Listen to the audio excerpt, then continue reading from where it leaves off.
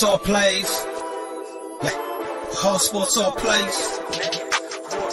Hard sports all plays.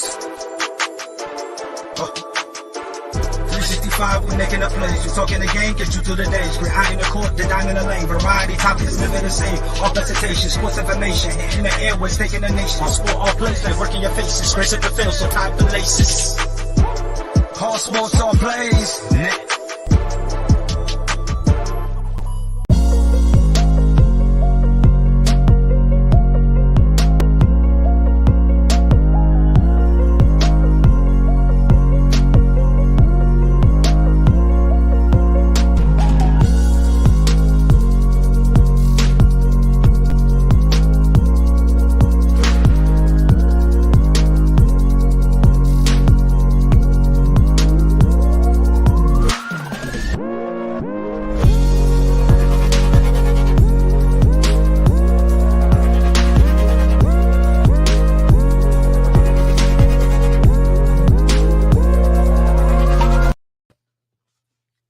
What's up, everybody? Welcome to the ASAP Afternoon Blitz. I'm Chris Gonzalez, joined by Jay McLovin. Got a lot of stuff going on. Got some big breaking news that just dropped right before just a few minutes before the show was getting ready to start.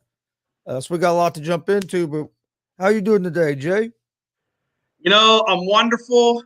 I'm wonderful, man.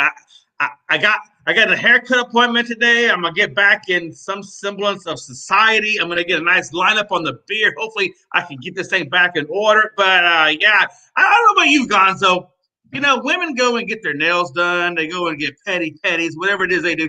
And I guess that's their therapeutic thing. For me, I swear to God, I don't know about you, Gonzo, but I love getting a haircut. I think get a haircut and a beard trim.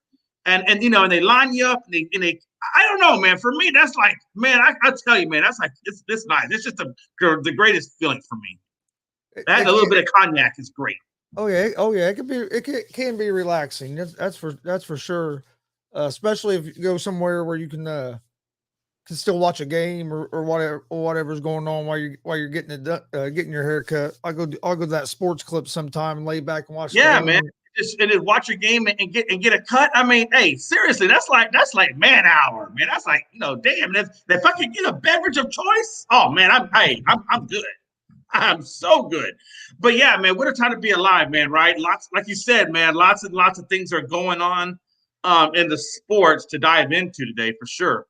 And by the way, am I the only one that thinks it's weird that? And I don't know why MLB does this, but you know, they got a whole bunch of afternoon games today, 1, 2, 3 o'clock games, whatever.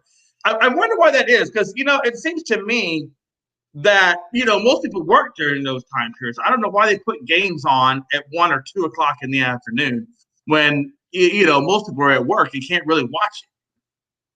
Yeah. I don't know why they do that either. I mean, it's great if you're retired, you know, because then it gives you a nice afternoon game to watch. But I mean, if you're working, you're like, damn, you know, like I'm missing out. And most of the games are on today are on in the afternoon. Most MLB games are. You got Little League Baseball just getting ready to start. 3 o'clock, we got the team from Indiana play, so I'll be watching that. But yeah, like I mentioned, we got some breaking news. I think it's a question that I think a lot of people are finally glad that there's a answer to, and it's over with. No more appeals. I guess it's not over with because it's still going to get talked about all the damn time. But Deshaun Watson and the NFL and the NFL Players Association reached an agreement on Deshaun Watson where he's going to get a 11-game suspension and a $5 million fine. And I guess in that he has to go to certain probably counseling and certain other things that are also in that contract. But what do you so what do you think about the NFL ending on 11 games for Deshaun Watson? Well, I'll tell you, you knew that he was trying to get the season. That's what Goodell wanted. Goodell wanted the season. And the fact that, you know, Watson was able to salvage, you know, some games in the season to get back on the field, I think it's a win-win for both. You know, you knew that the 6 games wasn't going to hold up. I think Deshaun knew that he was probably going to have to give more games So I think the fact that he said, okay, I think you want the season. How about we meet in the middle? I give you 11. You let me come back and play, 7 more games to where I can salvage something out of the season. It's a win-win. Yes, he's going to have to give $5 million up, but hey, when you go to private hotels to get 66 massages and 25 of them come back with less than favorable reactions, it is what it is. You should have gone to the damn group facility and got your massages at a group facility, and you could have avoided all this. So again, bad decisions, whether however you want to look at it, bad decisions lead to consequences. Consequences lead to fines. And $5 million, he got $230 million guaranteed. He'll get $5 million plus the game checks for 11 games, and it's a lesson learned. And he can drive on again. Like I told you, man, when you get 12 games for targeting, 11 games for sexual assault allegations, it is what it is, man. And I think it's a fair number of games, and the $5 million, well, hey, it is what it is, With that being said, I think it's interesting that when he comes back off the 11 games, the team that he's going to go against is the Houston Texans. Yeah. How crazy is that? Yeah, and that Number was one. And that's just a coincidence. Yeah, that's just a coincidence, right? Hey, listen, and I think that's interesting. But also, what's interesting is you got to think, obviously, Deshaun, when he did his debut in preseason, did not exactly have the game that he would have liked to have had. So that makes me think that when he comes back in 11 games, how many games is it going to take for Deshaun to get back to where he was at the peak before all this happened? You know what I mean? How many games is that going to take? Which also makes me think that the Cleveland Browns season for this year, unless barring that Brissett or somebody can pull off a miracle, I think the Browns are going to be done for this year. I think they're just, they're going to make it through this year and come back next year when Deshaun can play a full season. And I think they use this 7 games that he's allowed to play as a tune-up for next year. Yeah, unless somehow they're Brissett keeps them afloat and they still have a chance at a playoff, then I think this year will be meaning a little more. But I agree, for the Browns, it's probably going to be next year before they get to see what they really have. Because you're missing a guy for 11 games. He is allowed to start practicing. I think like in October, and then he can and it'd be in November when he can play his first game. But when he can start practicing a little bit earlier, but still practice and game situation are totally different. So it's going to take him at least a couple games to adjust. I would say get back used to the speed of the game, at least a couple of games, maybe a few more than that. I still kind of think 6 games was enough. I just don't like the way the NFL handled it. You have an outside judge look at it, then you appeal their decision to get to this point. But like you said, nobody's ever going to know for sure what happened. There's always consequences. Well, this consequence ends up being 11 games. I did find it kind of interesting that Watson still maintained his innocence today. Said he never assaulted or disrespected nobody. So he even though he settled stuff, he's still not backing down that he felt like he didn't do anything wrong, which either means the dude's just out there, because I have to think he done something wrong. I just don't know what he done wrong and to the extent, you know what I mean? And for him to still think he done nothing wrong can be looked at kind of, I think, in a bad way as well. Like, well, dude, have you not learned anything from this situation you just got yourself put in? Or is he, oh no, it's like he feels he didn't do anything wrong, but for that many people to accuse you of something and for the NFL to end up suspending you, something had to happen. But it wasn't enough for them to press criminal charges. A grand jury wouldn't indict. So, you don't know what happened, but something had to happen. So he should learn a lesson from this. And by his comments of that, he's still saying that he's innocent in this. I don't know if he's going to learn a lesson or not. Yeah, I mean? and again, I think when you're a high-profile athlete, I think you really, anytime you get massages, especially 66 of them and different women, I think anytime you do that away from the team facility and you're a high-profile athlete, you're putting yourself in harm's way. Whether you did something or didn't do Yep. something, right? And people can say, well, he has the right to do. Well, he does have the right, but at the same time, having the right doesn't make that the smartest decision. You know what I'm saying? I mean, when you're high profile, you got to realize that people want a piece of the pie.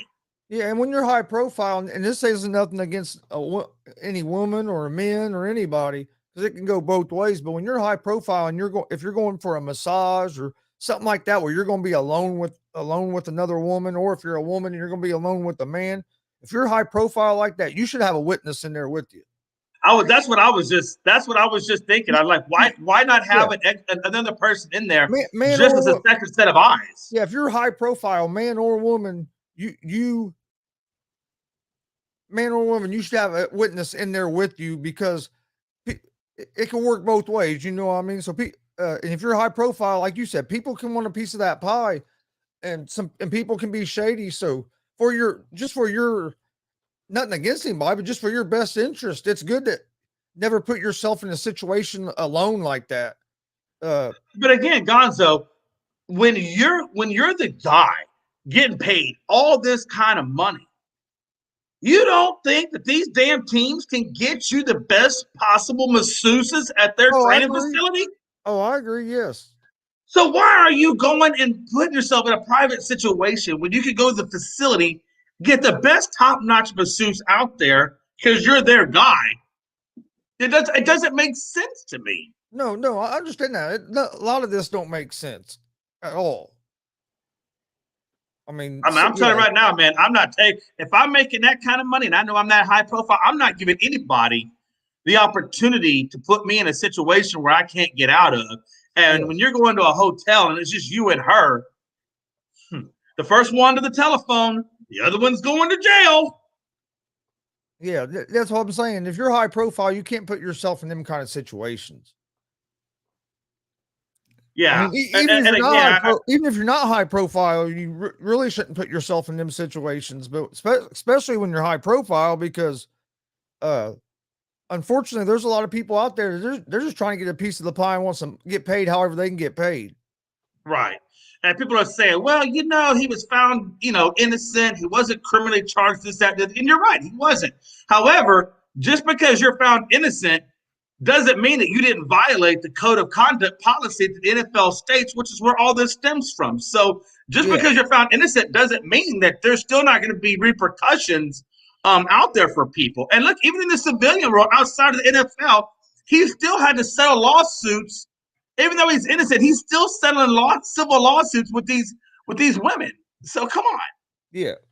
I'm gonna tell you right now. If I'm not guilty of it, I'm gonna fight your ass civilly. I just won criminally. I'm fighting your ass civilly. We're not gonna go down that road. But again, that's just my opinion. I don't believe in paying somebody if I didn't do something wrong. No, I get you.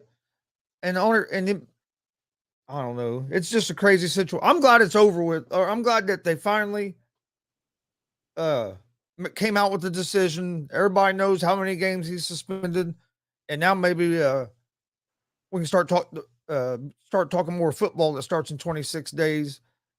Then talk about how many games Deshaun Watson's getting and what he done and what he didn't do. He paid people off.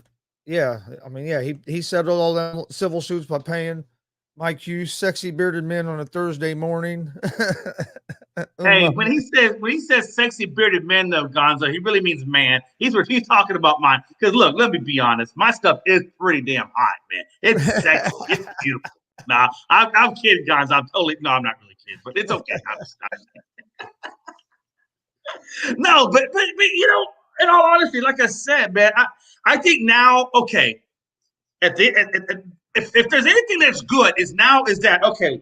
Now Deshaun can focus on what he needs to focus on. Now the Browns can make clear-cut decisions because now they know what they're dealing with, and everything else can go from there. So it's good that they got this done. I think Adele got what he wanted. I think, the fact that, he didn't have to give up a full season. He, even though it sounds bad, he still got what he wanted, which is still be able to play this season. So I think at the end of the day, man, it's a wash. Everybody got what they got.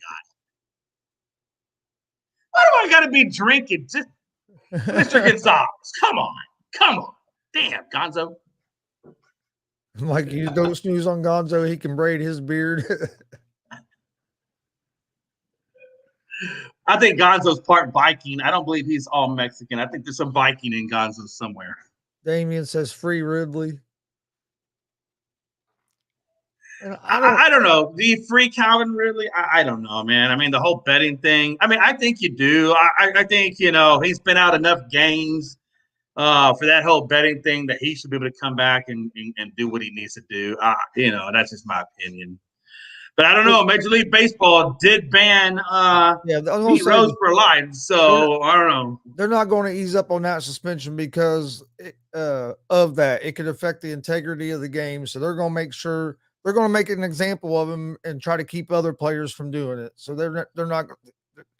He's going to be out. That makes sense. I mean, that totally makes sense because, like you said, if once that gets out there, now people are going to start wondering, are the Super Bowls rigged or things like that. So yeah, it does mess up a lot, and that can really destroy a league. Honestly, if that really becomes a thing. Yeah, right? Especially if you're putting money on these games. Because there's already people now that think that the games are fixed, so you don't want to give them any reason, legitimate reason to think that the games might be fixed, because then it's just going to get worse and worse. And sports betting, and especially these online sports books like FanDuel and DraftKings and stuff, there's a lot of money in that, and they're paying, and them leagues are paying big money to be partners with the NFL. So I mean, it's just a real bad look if you start getting too many people thinking that the games are fixed and different ways to question the integrity of the game. So that's why I don't think they're going to that they'll ease up on him. I think he's going to serve that whole suspension. Yeah, that's I think it is what it is. What do you think about, not to switch gears, but what do you think about Braun, man, signing that 2-year, $97 million contract? Holy crap! That was the next thing I had wrote down. Bro, and then he's got an option, a 3rd-year option. I think that pays him $15 million more, and I think a 4th year gives him $20 million more. So I mean, he's got just tons and tons of money there. I mean, it's insane. I mean, the guy's 38, but they're paying him like he's 22, and man, what a time to be alive for Braun. Well, and he's smart that he has outs as well. So he's not, if they don't start improving that team, he can get out. Or I don't think he wants to leave LA really. I think he wants to finish his career there. But I think one of the reasons of leaving them outs is that way if his son does make the NBA, then maybe he could try to go play with his son for a season before he retires. But I'm not sure though is what does it mean by that 15% trade kicker? Like, what does that mean? I don't quite understand. Does that mean if he gets traded, he gets 15% more or something, or what? Yeah, I'm not sure. That's the only part about the contract language I didn't understand. Is it said he has a 15% trade kicker, and I don't quite understand what they're saying by that. But here's the thing: everybody's like, "Oh yeah, the Lakers signed LeBron again for a couple more years." Okay, that's all great, but they're still going to have the same team next year, basically that they had this year. So, right, where are they going to be any better at? They still have Russell Westbrook. They haven't been able to get rid of him, and with his salary still on that roster, they don't leave them no money to really go bring some.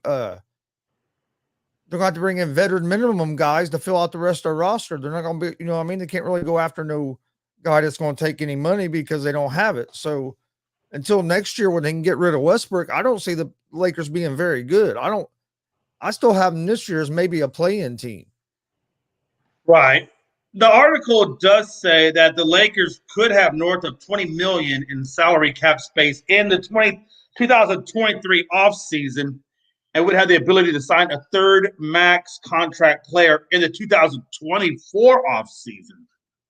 But that's a long way, but that's a hot minute away. So what are you going to do, with the next two? So I think to your point, like, what do they do? 1 year with LeBron last year. You can't afford. LeBron's getting old. You can't afford to waste a couple more years while you have LeBron.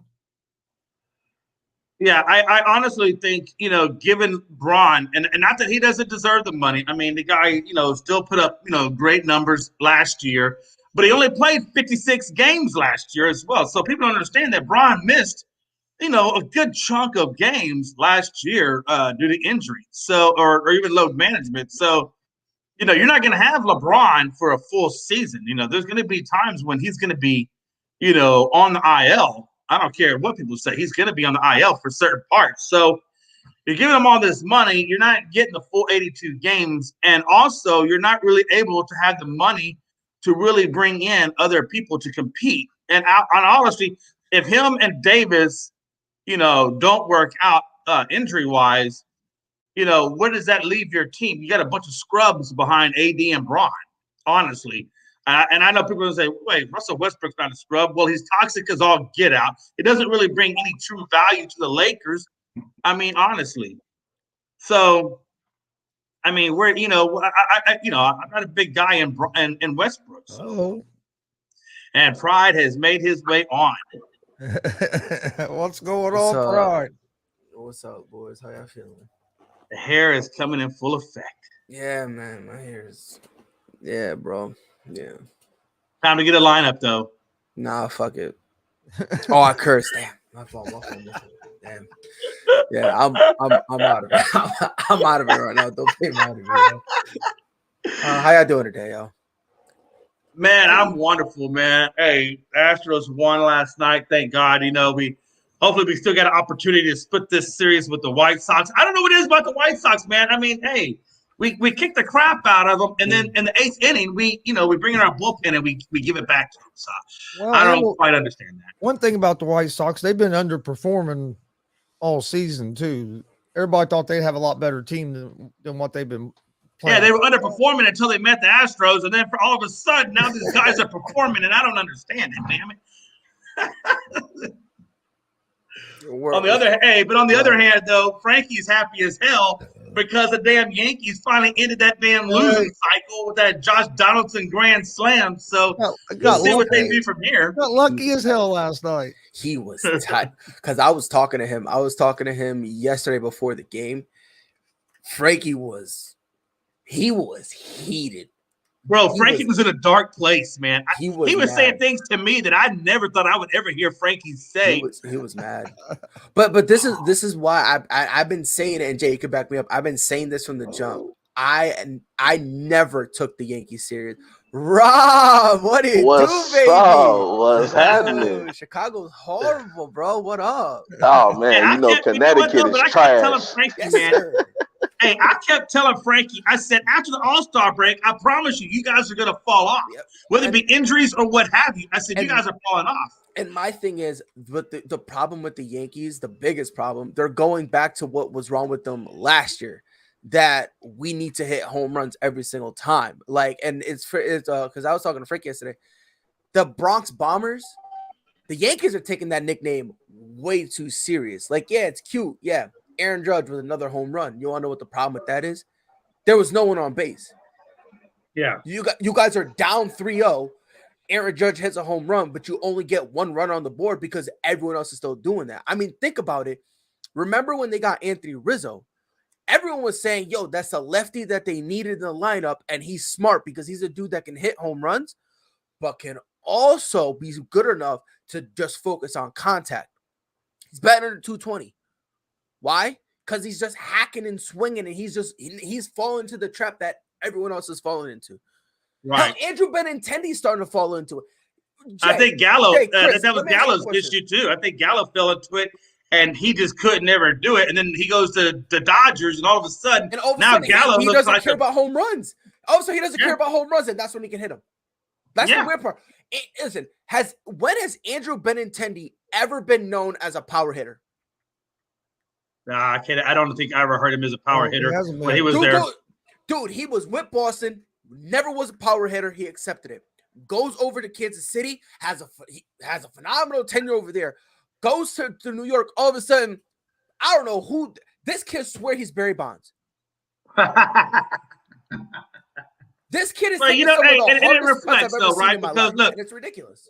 Right, and I've been saying this for a while now. The problem with the Yankees is your on-base percentage. To your point, Aaron Judge, there's nobody on base. There's nobody on base because your on-base percentage is 300, whereas everybody else on the upper echelons of the Dodgers and Astros are anywhere at 400 or 500 on the on-base percentage. Not to mention the fact that your ERA and your damn starting pitching is above 4, and your bullpen's ERA is above 4. So your pitching has gone into the toilet. You can't get on base. And your batting average reflects that because you got 4 guys that are, I think you got Rizzo at 220. You had Donaldson at 224. You had that Japanese guy whose name I can't pronounce at 197 and LeCastro at 176. So you got 4 guys that are 224 and less. Yeah, and I said this, I've been saying this. I personally, I've been vibing, I've been chilling. I never took the Yankees serious. And I said it, and I've been saying it from the beginning. The Yankees can go ahead and win 100 games. They're not going to be able to do anything because it's always the second half of the season, right? And now the question is, well, why? Right? And it comes down to one or two things. I don't know who you want to look at, but ever since the old nucleus, and I said this yesterday, ever since the old nucleus of Jorge Posada, Mark Teixeira, and Derek Jeter, ever since they left, and you kind of had to hand the reins over to the newer guys to kind of step up, they haven't been able to. Right. They'll step up against the Pittsburgh Pirates. They'll step up against the Colorado Rockies. They'll step up to them because it's easy to step up to those. Matter of fact, you don't even have to step up. You can still sit down. Listen, I'm fat, right? I'm 240. All right. Last time I ran to first base was in high school. I promise you, I could bat 270 against Colorado, against Pittsburgh. I can do that easy. But it's the same thing with them every time. Once they get some adversity, they panic and they don't know what to do. That's exactly what I was about to go with that. It's the same thing every time. So now you have 2 questions. Is it the core or is it the manager? You spiced up the core, right? Because Gary Sanchez was at one point considered part of that core, right? You shook that all up and you brought it. So now these new guys you're bringing in are falling into the same patterns. You now have to look at Aaron Boone because who else is there to blame? You swapped the players you said you needed to swap, and you swapped some of the coaching staff, right? So because that core looked pretty damn good before the when they met Houston Astros. During that time period, because that was right before the All-Star break, that's when they started to show their weaknesses. And right after that All-Star break, then they had the double hitter with Houston, and then they lost there. And then they have a losing record since the All-Star break. So I'm thinking, like, if you're this dominant with this group, why? Because like you said, you go into adversity, and now you want to get rid of all these people, thinking that if I bring in a new fresh blood, a crop, that's automatically going to fix the situation. But again, to your point, boom. Is a common denominator in all of that. Well, and what people forget is look how many years that the team that's the best team in the first half of the season wins the World Series. It don't happen very often. No. A lot of times you'll see one of the worst teams in the league come back in the second half and make a run. I mean, like Atlanta Braves last year. I was about to say that's the best 3 years ago. I was about to say at the All-Star break, they were the definition of mediocrity. They were a 500 team. And y'all want Frankie to come in here and go crazy, don't y'all? And we're losing their best. Oh no, Frankie ain't going crazy. Hey, if you would have heard the conversations I was having, and I think probably was having with Frankie last night, you'd have thought that the whole world came and stopped, and Frankie was just like, I'm just done. I'm done. It was bad. It was bad. At one point, I was about to call the 988 suicide hotline and have somebody go check in on that guy. All right, we got Greg back. Greg back on the show. How's it going, Greg? Greg. Officially again, congratulations on the baby, right? Oh, thank you. Man, I must be out the loop. I didn't even know. Yeah, congratulations. Yeah. Absolutely, brother. Thank you. Thanks. And I don't like the hat, but congratulations. Let me tell you something. Fatherhood will have you drinking a lot of coffee. Or a lot of yak. Coffee on that. Or maybe you mix the two together and you got the perfect combo. You get Zambuki. Yo, Greg, I'm gonna give you a great piece of advice, right? Speaking of combos, these are the two best combos you can to get your kids straight. I'm telling you. There it is, right there. I'm telling you. Hit him with the skippity bop. Hey, Pride. That's until the wifey come in and say, "Get your hands off my baby." Now you gotta worry about her hands. Well, the thing is, I say that, and then like every time I swing on one of my kids, the other one jumps me. So I always end up getting beat up. They team up. It's always a thing, right? Like there'll be times where like I'm play fighting with my son, right, and he's like laughing and whatnot, and he's enjoying life. He's actually laughing, right? And all of a sudden, I just feel this weird pressure on my leg, and I look down, and it's just my daughter just going like that. Hey, at least you know they riding for each other. They ride for everybody but me, right? Because when my girl play fights with me, they're just there sitting down with juice and enjoying it and whatnot. As soon as I go like that, one time to my girl, all of a sudden, stop! And it's like, hey, yo, where's my protection, G? Like, I'm about to go hit up Bradshaw and Ron Simmons, hire the APA, because this is ridiculous. Hey, now the kids start with you, but they end up and come out of her, so it's a deeper connection.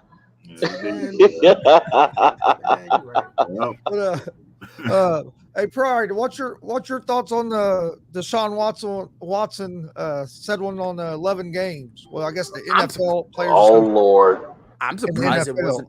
I'm surprised it wasn't a year. In all honesty, I'm genuinely surprised it wasn't a year. That's what I was expecting, right? Because when it came down to the NFL, I was like, all right. After they appealed it, I figured, yeah, but now the funny part to me is the $5 million. That's the funny part to me. Oh, they fined him too? They fined him $5 million. They fined him $5 million after he just signed for what, $260? Thank you. Listen, Deshaun Watson fighting him $5 million, dog. He don't care. Wait, that's not even the funny part. Wasn't he guaranteed like $140? Yes. He was guaranteed $230. He's guaranteed the full contract is guaranteed. No, it's wow. No, he got 200. It wasn't 260. He got no. I thought it was $140 though. It was 230 million guaranteed. No, I remember seeing it on writing. Nah, I think it's like 140 guaranteed. Dog, Rob, if over 200 mil is guaranteed, this $5 million looks even worse. But you know who looks the worst out of this whole situation? The Cleveland Browns. They ride it with him. They look bad, like as an organization. Like who thought to guarantee? Because first of all, real quick. So I'm looking at the contract, and the contract is 5 years, $230 million. Signing bonus at $44.9 million. Average salary at $46 million. Total guarantee at $230 freaking million. Wow. The contract is guaranteed. Yo, mic drop on that. So that $5 million. Hey, that's a mic drop. Bro, that $5 million is crazy. I don't want to harp on it too long because But that's why they said his contract was the richest. That's why they said his contract was the richest in NFL history because of the guarantee. Well, you know what? You know what's crazy? In the words of Pride, I'm gonna mix it up a little bit. What a time to be Deshaun. Like, he's on vacation, and since it's guaranteed. And if I ain't mistaken, they didn't say it was an unpaid suspension. Can somebody fact check me on that? They didn't say that the suspension was unpaid. But even if it's unpaid, it's guaranteed. He gonna get that money on the back end. He gonna get it regardless. But what I'm saying is, instead of having to wait for it on the back end, right? He's still getting it. So he's on. But remember, he still got the signing bonus. He ain't went through the 50 yet. So what in the world, bro? Cleveland is dumb. Cleveland is trash. Cleveland was all in on Deshaun Watson. I hope Baker Mayfield burn their ass up in the first game. Here's the thing, right? Because this is here's the part about it. I don't listen. Even if Baker doesn't, do anything, right? Hey, I think he's gonna start. He's gonna start. Oh yeah. So the Washington Post put out the Deshaun Watson suspension is without pay. He signed a 5-year, $230 million with the Browns. So it's an unpaid suspension. But I mean, to Rob's point, I mean, he's probably still living. I mean, he still has the signing bonus, and he still got the contract from the Texans. Oh, he good. Oh, He's not hurting. He's not hurting. No. That's what I'm saying. He don't care about it being unpaid or not. And then, not to mention, once the 11 games up, you essentially got to give it back. He gonna have back pay because it's guaranteed. I think what's going to hurt Deshaun Watson the most isn't necessarily the money that he gets from the NFL. It's the money that he's going to lose in endorsements is what's going to get him the most. And not to wait. I think the thing that's going to hurt him the most is just all this time off. Because if we look at the Kobe Bryant situation, too, obviously, look at Kobe and God rest his soul. You know, I would never say nothing bad about Kobe, but one of the things that he did was to take his mind off those rape charges, was to go out there and kill people. Yep. You can't go out there and go crazy on the field if you're not on the field. That's true. And then he got rushed. Look how he looked in the first preseason game. And it's just from missing time from injury. He looked bad. He looked horrible. Now you about to essentially miss 11 more games. And his first game back is going to be against Houston. Well, but here's the question. If you're Cleveland, do you even play him? Because think about it. If I'm giving you $230 million, I'm playing you. But that too. But I think I play him. I play him as a tune-up for next year. You got to get some game time in for next year. You're not going to lose. It depends on the record. That's what I'm saying, because you're talking about a tune-up. You're going to do all this for a few weeks, only to, in essence, have to restart, because I don't care what anyone says. 4 games, 5 games, 6 games, it won't really get you in the swing of things like that. It's not going to, especially considering after those 6 games, there's no way they're making the playoffs with a 6-game suspension. I thought maybe there's a chance. Going to 11, you're not making the playoffs. So after the regular season, Deshaun is back to not doing it. Like, I don't want to say not doing anything, but not doing football stuff. So now it's like you now basically have to restart the entire thing all over again. Like, again, do you think Mike Hughes on Ray's Facebook? That's wicked. I think Deshaun should take this year off and practice with the team and get his timing down. Right. Looking at his first piece of game, he needs to work on his game. It's just him getting used to not only the game again, the play calling. A year off, and he's now in a completely new system. I think the only way you play him is if by some miracle you still have a chance to make the playoffs. Yeah, but you know the thing about it is, even in practice, it does not get you ready for the game, because you need that game time stuff to get your timing right, to get used to back to the pressure. The whole night. And also they're not trying to kill you in practice. They're trying to kill you on that field. Because right now, what Watson doesn't. Why risk getting injured in a meaningless game? Injured in a game that's meaningless. Could you imagine the scenario of him getting injured and he's still guaranteed to win? No, I'll be honest with you. Yeah, but you can get injured in practice too. I mean, you can get injured. I mean, you can get injured anywhere, but at the same time, we talking about having 6 games left. Is it worth it if the Browns are? And that's 8, what I'm saying. You know what? 2-9. If you miss an 11 game, they 2-9. Do I really bring Deshaun Watson back? I don't. Because think about it. If you end up running the table, you're 8-9. You're still missing playoffs. So why would you honestly? Why would you consider that? So now, if you're like 5-6 or maybe even 4-7, you might think about it. But if you're but even with that, if we're not close to being in a playoff spot, I might not bring him back. That's what it really comes down to. Is it worth it? And that's the thing. And now, because think about it, at this point, if you're Cleveland, you traded for him. You doubled down and tripled down and defended Deshaun Watson. Yeah. At this point, you are. And they've been defending him all afternoon during his press conference. Yeah, like think about it. At this point, you're giving him how the Brooklyn Nets treated Kevin Durant. Yeah.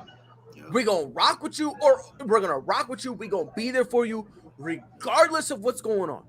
Or Kyrie, because Kyrie was the one going on sabbaticals, right? So that's what he's getting right now. He's getting that treatment, right? When eventually the organization puts their foot down, how is Deshaun Watson gonna take it? That's another thing we also you need to consider, because again, you saw how it played out with Kyrie. He got everything he wanted, and the instant the organization put their foot down, he was like, "All right, I'm up out of here." Well, you know what though? But if that's the case, if you're gonna let him have the year off, whatever. Hell, if you're Deshaun Watson, why are you fighting? Just take the damn year then, because you're gonna do the year anyway. That's what he's doing. I mean, if you're Deshaun Watson, I mean, but why is Deshaun even like? I don't know. To me, it's like he's not admitting guilt. But he's not admitting guilt. Right. I'm not going to admit guilt. I'm not going to say I'm guilty by saying I'm okay with this. Exactly. What he's saying is, I'll take the punishment. I'm still innocent, though. That's really the route he's going. Right. His exact quote was, I continue to stand on my innocence. Yeah. I never assaulted or disrespected anyone. Read the triggered line. Oh, about the one that a lot of people got triggered? Yo! I don't know if y'all noticed, every single apology Deshaun Watson spat out always had a little backhanded caveat to it. Like, I'm sorry for those that I triggered. Like, not offended, triggered. Not made feel uncomfortable, triggered. Yeah. Deshaun Watson spitting in the face of adversity. Hey, a matter of fact, I'm gonna tell you this right now. If he got a good PR person, somebody telling him, "Hey, don't even come off like you guilty." Because the moment you say sorry, it's like what you sorry for? Exactly. All right. Right. Honestly. Well, that's what they asked him what he was sorry for, and he basically said because a lot of people got triggered. Exactly. Right, and essentially that's what I'm riding with. I mean, that's my story, and I'm sticking to it. You heard R. Kelly? Because again, that's the thing. Like, I can't believe you said that, Rob. But the thing is, and that's the smart part about it. Hey, I was one of the few people that was fine with the 6-game suspension. I was fine with it. Yeah, the 6. I told people, it was gonna hurt the female fan base of the NFL because it's the Me Too moment, bro. It's Me Too. Politics, yeah. Yeah, I'm not even gonna go into it, but I don't know, bro. Like, what is? Greg, let me because this was my whole thing on it, Greg. We've never been able to talk because you've been ducking me like crazy, bro. Both you and Chris Robinson, bro. I don't know what it is. I get it. I'm ugly, bro. Just let me know. I'll turn the camera off. Here's the thing, right? Here's my thing on it. Mm-hmm. I didn't think Deshaun Watson was going to get anything over 6 games because it never seemed like there was any type of legitimate evidence. Yeah. Right. It got to the point where they couldn't even rely on some of the testimony because over 15 of the stories have been changed. This first happened once, then 3, then 2, then 5. If you don't know how to count, let me know. I can sneak you in my kid's daycare. Like, it was just insane. And then the location was changing and all that stuff. So I thought 6, right? Yeah. I don't know whether or not he did it. I don't know if he did it. Because I wasn't there. You feel me? I was home. You feel me? I was home with my girl, Deshaun. Okay. But all you know is the evidence that has been presented to you. Right. That's all I know, right? So my thing was, I did not think it was going to get to 11 because I didn't see anything. And I looked at the 6-game suspension as a Deshaun, you put the NFL in this awkward situation. And as a PR thing, you kind of made us look bad. Let's forget the fact that Deshaun, that some of the actual rules are weird, and Roger Goodell's been Roger Goodelling forever since he's been here. Right. That's what I thought. But see, pride is to that thought that made me come out and say a year at first. And it's because of how bad you made the NFL look. And now somebody has to be made a statement out of. Greg, let me ask you a question. Because this has been the ongoing thing. Now, I'm not saying that he should have been the first person to be the statement. But what I'm saying is sometimes when you back into a corner, you panic. And then that's what the NFL did, because essentially you gave them 6 games. The women was like, no, we won't go. And then you was like, okay, how about 11? And we'll take $5 million from them.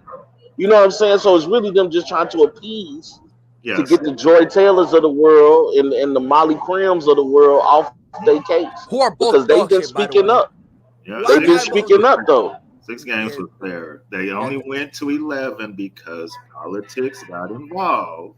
And that's what I was going to ask you, That's Greg. what it was. And that's literally what I was going to ask you. Like, the 11 get, because clearly the NFL wanted a full year. Mm-hmm. So what I was going to ask you is, like, the 11, is this just like a politic kind of role to appease everybody so you can go to the Players Association and say, look, it's not 6, but it's not the entire year. And then you can look at the women and go, look, it's not the entire year. It's more than 6. Like, do you think this? And he gave us money. Right, and gave him money. So you think it was a politic type of move? Yeah, it's politics. Yeah, it was all PR for the NFL to make them look like they were pushing for, like they wanted to be stricter. It was a way for the NFL to come looking strong out of it. I don't want because at the end of the day, Pride, as you've been saying all along, they still don't have no evidence. Not a It's single been the thread. same. It's been the same evidence since they apparently have from the beginning. Listen, I'm gonna put it together. I'm gonna put it together this way, right? This is real life. This is real life, right? I was on a show before, right? And I had a free Deshaun piece of paper. I swear to God, I wrote it. I wrote free Deshaun on a piece of paper, right? Since then, I beefed with them, made up with them. One of them I think one of them had another child within that time frame. The other one got married. We all rekindled, and the great circle of life has connected, right? So I went through like 3 stages of life, and the stages of evidence for them is still at 1. That's the buck wildness of all this stuff, bro. And like in the entire thing, I've lived like 4 lives, right? I've lived like 4 lives, right? And the NFL is just like, we got the evidence. I built like 8 trade shows. Right? Bro, listen, I'm just gonna tell you this right now. We witnessed someone else, Roger Goodell themselves, bro. Okay? We had a former individual here who Roger Goodell himself. Wow. Yeah, pretty much. Has Roger Goodell ever stolen money, by the way? I'm not You sure. You saw the look on my face. Oh. Shots fired. Pow, pow, Oh, pow. muffle. Damn. Hey, Pow, pow, pow, pow. Hey. Okay, but you know what? Muffle. Going back to what Jay was saying, Deshaun shouldn't have put himself in that situation in the first place. I just, hey, like I was telling Gonzo earlier, Greg, to that point. Look, you can't tell me you're the best guy on your team. You're the guy. You're gonna tell me that damn franchise can't give you the best masseuses money combined at the facility, and you're good? Jay, why are you going to hotel? Yeah, they not giving out the happy endings. And well, that's my point. Again, that's why it looks the Texans will set. Hey Jay, the Texans were setting up the hotel room for it. Yeah. No, that's my point. Hey, the Texans were just as wrong as he was. Yeah. I'm just saying it should have been at the damn facility to where because look, he's a high profile guy. That's true. Right. When you're high profile, people want the bag. They want your bag. So why are you going to put yourself in that situation? Look, I want my money and I want my reputation. I know it may be inconvenient to go to the facility when I could just go to a hotel, but you know what? I'm not that damn stupid. I'm going to the damn facility and I'm going to get my massage. I wanted to be But he probably thought he was safe because the Texans are setting it up. And now you look at it, as I've said before, you can call it conspiracy, you can call it whatever. But it's ironic that this information comes out when he gets traded. When he demanded that whole trade thing? When he demanded the trade, this is when the allegations started. And that's another thing too, Jay. Like, because you're saying do it at the facility. Like, at first, I was like, that was my thing with Watson. Like, bro, you low-key put yourself in this situation. It's hard for me to continue to say that when, as time went on, the only evidence that really came out was the fact that the Houston Texans were the ones booking the hotel room for him. So I feel like had he went up to them and been like, "Yo, can I get one of like the tables?" They would be like, "Hey, yo, how you feel about a room?" And Deshaun's probably like, That's cool. I mean, that's cool. I mean, and if the organization is telling me in the beginning, me personally, Pride. You still got to do your due diligence. And as a person, look, the Texans are wrong. Nobody's going to say that the Texans were right for what they did, but you still got to do diligence to your career and your livelihood to say, I'm going to the facility. We're going to do this at the facility where there's witnesses present and people that can collaborate what's going on. I'm playing devil's advocate. They signed an NDA, right? That's his due diligence. That's his due diligence. You know what you came here for. And not to mention, Jay, I know we all do this, but we're thinking from our mindset of people that's trying to get to the bag. True. When you got that bag already, you think you untouchable. Especially if you got connections, you looking at it from a. Rob, you ever heard the saying, "A fool and his money are soon parted"? But Jay, okay, well there you go. I get that, but we are fools that haven't got to that kind of money yet. Yeah. So it's kind of hard to say what we would or would not do with that type of money and that type of connection. Rob, I'm gonna tell you right now. Now I can't speak for everybody, but you give me that kind of damn money. No, I'm damn sure gonna protect it. I'm gonna do everything I can because I sure as hell don't want to lose it. But Jay, how old are you? All right, I'm going to be 50 next month. All right, and Deshaun Watson, I don't even think he's 30 yet. He's 26. So you speaking from a mindset of a mature man that's been through things. He's still growing, bro. And not only that, can I say something? Can I say one thing real quick? Let me just say one thing. Right? This time, I'm actually serious when I say this. Jay, I don't want you to tell me how much money you have, but the amount of money you have, you're relatively comfortable with it, correct? Yeah, I'm fine. Right, you're fine, right? Okay. Yeah. So you would say you're comfortable with your money, correct? Yeah. And you know what to do with your money, correct? Yeah. Okay. You're not Deshaun Watson, right? And so, but you don't have that Deshaun Watson type of money. With your money, you put that money in the pockets of another man who stole it from you and then left this network. No, so you can't sit here and say that if you was Deshaun Watson, you would be able to take care of yourself better because on a lesser degree, we all was hoodwinked and bamboozled. All right. So but now I don't know. No, wait, hold on now. I'm gonna tell you where I see where you're trying to go, but I'm gonna tell you where the flaw is. The flaw is he is the owner of the network, right? It's not like it's not like I'm going out to a bootleg side thing and putting the money there. You know what I'm saying? I mean, he's talking to management. That's not in your control, but it is in your control if I go to a hotel room and I put some money on a side hustle podcast, and all of a sudden I find out the room's not paid for, and I gotta pay with my own damn credit. Okay, Jay, listen, hold on, Pride. Jay, what you just said, and to that extent, you trusted him because he was the owner of the network. Well, he's trusting the management of the team that he played for. I'm trusting that I'm in an okay position, that you guys know what I'm doing. Come on now, ain't nobody asked themselves, damn, this boy sure do like massages. That didn't click for nobody, right? Hey, I get it. And you know, and again, you know, it all goes back to what Price says. He's a young guy. And as a young guy, people obviously have failed him. The Texans failed him.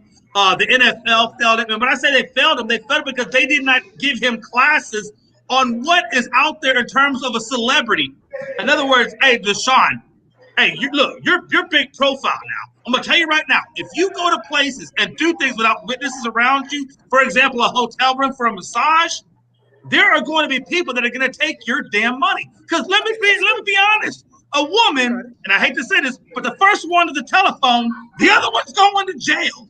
If we're gonna be honest, that's true. That's what, like they say, the early bird gets the worm. The first one who's usually there, they usually have the benefit of the doubt on their side, and more times than not, the benefit remains there until eventually they come out and say the truth. You know what I mean? So that's why you gotta keep that phone in your hand, fellas. I mean, all I know is this, man. All I know is this, bro. Deshaun Watson and low-key a weirdo because I heard he like tape stuff. I don't know, man. I heard he like people playing with his taint. That's some weird stuff, Deshaun, bro. Oh, fuck. You gotta do better, brother.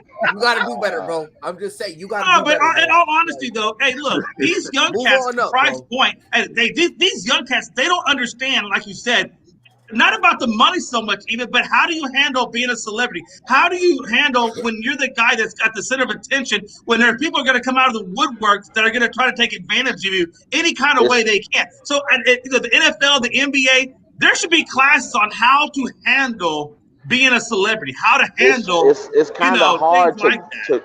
it's kind of hard to grasp that idea because think about it, man. You're taking most of these guys that make it to these leagues are coming from poverty situations. They're coming from living in the projects. They're coming from, a lot of activity in the streets. So you're taking this person from this lifestyle and placing him in a completely different environment and saying, here's millions of dollars. Go have fun with it. Over the course, there are going to be mistakes that are made, especially if you don't have anybody guiding you. And unfortunately, Jay, I see what you're saying, but the NFL, I know, I see what you're saying, but you got to look at it. It's not the NFL is looking at it from the standpoint of, okay, we can give you money management classes, but I can't give you classes on how to manage your personality on the do's and don'ts of what not to do in this world because everybody moves differently. And you got to also look at it from the standpoint that the NFL, MLB, NBA, they're looking at it like, this is not my responsibility to teach you to be a man. Well, hey, watch this. Like my daddy always said, listen to wisdom and refuse it not. So here's the deal. You're right. I can't make you take advantage of the information and life experiences that is being given to you in these classes. Yeah. If you choose, hey, watch this. If you choose to ignore it and do your own thing, well, then I have no sympathy for when you lose your money. Yeah. Because I gave you all the information. I gave you all the tools. And if you don't want to listen, hey, you get what you get. Hey. It's like that in this world. I'm not saying the NFL does it enough, but I know they do some kind of class like that with the new rookies that come in. So I've heard Pat McAfee talk about it before. Yeah, and then not to mention the countless number of veterans that you can reach out to. I mean, you hear Charles Barkley talk about all the time how if it wasn't for people like Dr. J and Moses Malone, he might not have been the player that he was. It partially affected who he was as a man. Charles Barkley could have been 10 times worse than what he was. I mean, he doesn't care, and he's been like that all his life. So I'm just saying, but not even if you don't like Charles Barkley, you look at countless other players. You look at the Kobe's talking to Bill Russells of the world and things like that. Like you have veterans you can reach out to not make the same mistakes that they did. It's up to you to do it. Let me ask you another thing to build on what you're saying. I don't know what LeBron James's economic situation was before he got into the league, but yeah, I mean, he did quite well for himself. Yeah. He has, but you also got to think LeBron had people to mentor him. Like he lived, even though his mom, was still young and wild. He used to live with his coach. The man was living with a man that set a foundation on these are the principles you must live by. Take care of your family. Keep your head out of he happened to have somebody that bagged him and say, I'm gonna teach you how to move through this world. And so not everybody is lucky enough to have that. And somebody might be looking up to somebody that's sending them the wrong way. Yo, Rob, you say all that, right? Through everything this man's been through, no controversy, right? He doesn't have a little brother who dances on the grave of a dead player. Nothing like that, bro. Yeah. He has never been caught gambling money. Never done that. He's been a stand-up guy. He's never been accused of cheating, cheating, assaulting another woman. Never. Something other players do. Other players. And I really think as a man, if I'm a player in the NBA, even if I'm not reaching out to LeBron for mentorship on the court, I'm hitting up Bron. I want to even just be a part of that inner circle, just a small piece, because I know this is successful. Like LeBron has shown people how how to move. That's it. If I just get a head nod from them, I'm in. I'm initiated. Yeah. I'm just call me Wheeler Yuta, because I'm gonna be there every time, and I'm gonna have Rich Paul and LeBron slapping me like Willie. Hey, how many players can say me and all my guys are rich and they not just eating off me? Like they created avenues for themselves. Yes. And let Like me that shows you the type of environment that they come from, Real quick. because everybody is moving different. Here comes the And hater. again, I think a lot of it though has to do with the fact that a lot of those players, I don't even know if it's so much the poverty level but it is as it is the parents or lack thereof in their life guide them the right way as well. I think it's both. I think it goes. But real quick before we move on, Greg, Patrick Mahomes has a brother, right? And he danced on the memorial. He's not Sean Taylor, right? responsible for nothing his siblings. I just wanted to remember that. Jay, didn't your guy get caught in a huge gambling scandal, Michael Jordan? My fault. That's immature on my behalf. That's very immature on my behalf. Hey, if I was Pat Mahomes, the moment I would have seen my little brother, we would have fought. His wife, dude. I'm moving. I'm gonna fight my little brother because it's like, come on, bro. Like me, if that were to happen for me, I'd have to request a trade. I gotta relocate. I gotta rebuild my life elsewhere. Where I'm going, bro? But I gotta go elsewhere, bro. I gotta move, and no one knowing what team I play for. Matter of fact, you know what? I'll play the CFL. No. I'll keep playing for Kansas City. I ain't living in Missouri, though. I'll tell you that right now. No, honestly, here in KC, nobody gives a crap about his brother anyway. So. Yo, Hey, Ray, but I will say that nobody cares about him. Put up Ray's comment, yo. Hey. As soon as I said that thing about Michael Jordan, Ray's like, pride. A lot of people gamble. Hey, You look. know how I know it's serious? He put the period at the end. He put the period at the end. He like, you better watch talking about Michael Jordan. You better watch it. The way I look at it though, if we're talking about rating players outside of the field or outside of the court, LeBron is a GOAT. He's on the mountain. And he shows you how to move, and I'll put Tom Brady up there too. Tom Brady doesn't get in trouble. Here's the thing. He just lives his life. I just want to say one thing, because like honestly, I'm done arguing with y'all about the GOAT, right? So if y'all want to call Michael Jordan the GOAT, that's all. By the way, real quick, can you put up Damien's It's not comment? calling him the GOAT, it's acknowledging the truth. Right, hold on. Okay, cool. One, he didn't punch you when it was an accident. Two, your guy punched Steve Kerr, and then Steve Kerr checked him afterwards. So settle down, stay in your lane. But listen, y'all want to acknowledge Michael Jordan as the GOAT, that's fine. Because when you really are the greatest player of all time, they call you something else. They call you LeBron. That's what they call you when you're the real greatest player of all time. LeBron, that's what they call you, LeBron James. So, which is why LeBron is still chasing that ghost, but we'll talk about that at a different time. Hey, listen, some people live in fantasy world. We're gonna catch him real soon. Catch him real soon. 4-6-5. Hey, LeBron can score all the points he wants to. Mike didn't need that long to submit who he was as the most dominant player we've ever seen in the NBA. Chris, quick question. Didn't MJ make the playoffs under 500 against swept? It's fine. My fault. I'm sure. I'm a clown. It's fine. It's fine.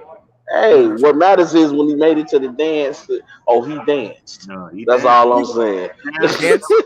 Oh yeah, he danced except when he had to go meet Detroit. What do you guys think? He danced except when he had to go meet Boston. Hey, that wasn't the big dance. That was like that was like senior night. You know what I'm saying? Senior night. I can't stand you. All I'm saying is this, bro. Game 1 of the finals when he played the Lakers, all I know is Magic Johnson gave him the trouble. He gave him the fits. Michael Jordan. I just think Damien's point. I think LeBron tried to do Space Jam. Why? I think LeBron tried to do Space Jam. That killed his GOAT legacy. Because Space Jam under LeBron. Come on, he tried to copycat. That new Space Jam was night and day, way better than that original Space Jam. Come on now, don't even lie to yourself. Don't even lie to yourself. Don't lie to yourself. It was better than Space Jam. I will say this to my God, especially since Lola the Bunny. Are you serious, bro? You can't even. I would take Bill Murphy any day over any of the cameos that they made. Bill Murphy cameo was legendary. That's how serious I am. Chris, give me a goddamn solo shot. There we go. Look here, man. Look here. Okay. Just trying to figure out how to operate the damn thing. Look here. I'm gonna say with a straight face, right? We're professional, but we're not. Sure. How do you spell professionalism? I don't know, bro. All right. I know there's an F in. Okay, Oh, Lord let's get Jesus. back to reality. Like, what the hell I was happened? taken. How did I was end taken up- out. I was taken out. Damn, that's crazy. I was about to say it too. I That's was someone took me out. hilarious. That's That's like hilarious. solo shot. The sequel to Space Jam was better than the original. I don't care what. No, it wasn't, bro. I'm sorry. 1000% it was. No way. Hey, listen, we That's did They have didn't even have a better soundtrack, bro. And you're making incredible comments. Come on, we gotta have some validity here. Fly like an eagle. Nah, it was better. I like it better. I like it way better. Ray said it took LeBron coming out of high school to do what he had done. MJ didn't have the opportunity to get out of high school. MJ did his stuff in a shorter time than LeBron. Yeah, MJ's Space Jam was way better. All right, but hold on. He didn't have to spend 3 years in North Carolina. He didn't have to spend 3 years. He had to. So don't make it seem like oh yeah, he had to do 3 years at North Carolina. He didn't have to. He needed. I'm not making that argument. I just like the fact how LeBron, to get the rings that he's had to go to multiple different teams. That's fine. And he still, with the amount of time that he's been in the league, he still hasn't gotten to 6, no matter what organization he goes to. Because a lot of the teams that he faced would have smacked the mess out of any of the Chicago Bulls teams. Come on, now. That's not fact. That's not a fact-based opinion. The ones that he lost outside of that Dallas team. That's not a fact-based opinion, Pride. They'd have beat the Spurs. They'd have beat the Spurs with no problem. They beat the Spurs. I don't even think it would have went to 7. And it wouldn't have went to 7. I hate Steph Curry. Y'all know the hatred, the Steph might have. The team with KD. The team with KD might have gave him a little go. The team with KD might have gave him. I still think the Bulls win. No D, double D, triple. No. They're not beating the Bulls without KD. No, I think they are 110%. I think they are. Are you saying that? So this the same team you thought was gonna lose against Jason Tatum and your boy? Yeah. All right. I'm talking about the ones that LeBron lost to. Hey, Pride, look at this comment, and they'll know why Michael Jordan had to go to college for 3 years.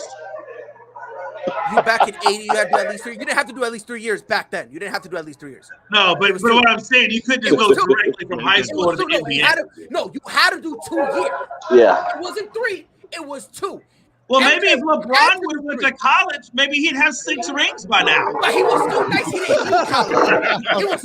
didn't need college. Hey, I'm just saying. Hey, look, apparently it paid off for him, didn't it? Well, I mean, Kobe didn't go to college and he still got 5. That's all I'm saying. Yeah. That's all. And I still think, hell, I got Kobe better than LeBron. Hey, Kobe didn't go to college and he got 5. Y'all bugging, bro. What do you guys think about? Yeah, because he stumbled and he into got the all Lakers 5 with in Shaq one carrying team. him. Wow, what a time! What do you guys think about LeBron signing this new contract with the Lakers? He deserves it. I'm not mad at it. He deserves it. LeBron deserves whatever he wants at this point. LeBron, he definitely deserves it, but I think the money that they had to give him. I'm not saying he don't deserve it. I just think the kills Lakers their are a playing team if at best this year. No, I just think that they kept him around because they want to keep him there for the Kareem thing. After not only the Kareem thing, but after, like, let's say theoretically his son doesn't make the league, right? Let's say for some reason he doesn't get drafted, or he gets drafted and he's just a G League player or whatever. The Lakers want to keep something in their back pocket. Yeah. Right. So that way, if his son doesn't come, all right, nobody can come get LeBron. No one can come entice him with some sort of deal to try to hoodwink us because listen, the Lakers already got hoodwinked. Let's be honest. They hoodwinked themselves. No, I'm not talking about Russ. Kawhi Leonard should have been in LA. We forget about that. Yeah, he should have been a Laker. Kawhi Leonard done hoodwinked everyone after he called at first. First he wanted Kyrie. Then he wanted Jimmy Butler. Then there was someone, KD, that he wanted. And then he settled on Paul George. That's a lot of numbers to go through. My thumbs would be crazy. But let me ask you this. You think that they kept LeBron because it's still good marketing for LA? Whereas if they lost LeBron, if they don't have LeBron, there's no more good marketing. There's no more, the Lakers are in the public eye. And once you're not in the public eye, people tend to forget a little bit about you. Not necessarily, because back when they were stuck, they had Jordan Clarkson and Julius Randle and Lonzo Ball and Brandon Ingram. People will still talk. We're still talking about him. By the way, and I think hold on, real quick. Damian says LeBron's a KD 2.0. You're dumb for that because LeBron came first, so do better. Hey, first of all, don't even put KD in the same sentence as LeBron. No, that's what he just said. And he said he had don't do that. Don't do that. Switch teams to win a championship. But here's my question. So what? He switched teams. Why is that a knock?